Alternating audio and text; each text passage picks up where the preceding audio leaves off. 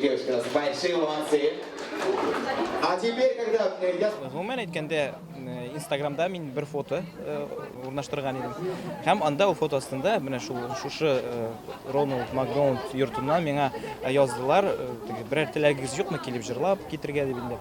Мин аларга теләгем шул көчле булсыннар. Әлбәттә, теге, дип әйтим, хәзергә медицина төрле авыруларны нитергә мөмкин миңа калса, ул Алла бирсә, барысы да яхшы булыр. Һәм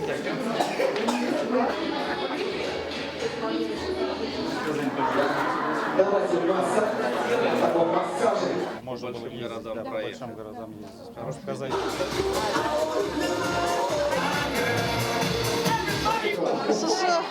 Yurtunu yasaran kişiге, şu ideyani bergen kişiге Allah'ına rahmeti olsun. Bağlarga mında bik rahat, bağlarga to'g'ri edilerge de bik rahat. Kelib yurganlar, tug'anlar, kelib yurganlar etiler. Bağlar için bik oңай mekan. Balalarga bir qo'shinda o'rtmasinlar, baxtli bo'lsinlar, etganlari isen sog' bo'lib, etganlari yanashasinde, munda yerlarga kishi baxtli bo'lishaq kechirsinlar.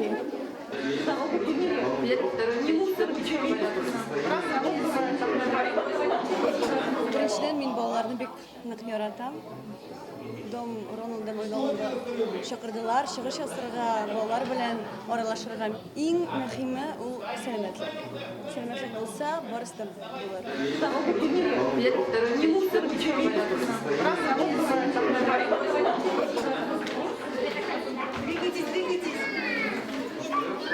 Мин үзем дә бала бәхете хәйрия концерты оештыручы буларак, әлбәттә, миңа бик тә кызык булды. Белгәнебезчә, әлеге чара Рамил Закиров, җырчы Рамил Закиров тарафыннан уздырылды. Шулай ук Рамил Закировтан тыш Гөлназ Баталова да чыгыш ясады. Һәм күрәбез, безнең арада клоуннар да бар. Алар һәрвакыт әлеге концерт дәверендә балаларның күңелен күтәрде. Шулай ук Казан федераль университетының волонтерлары да әлеге чарада бик зур ярдәмен күрсәттеләр.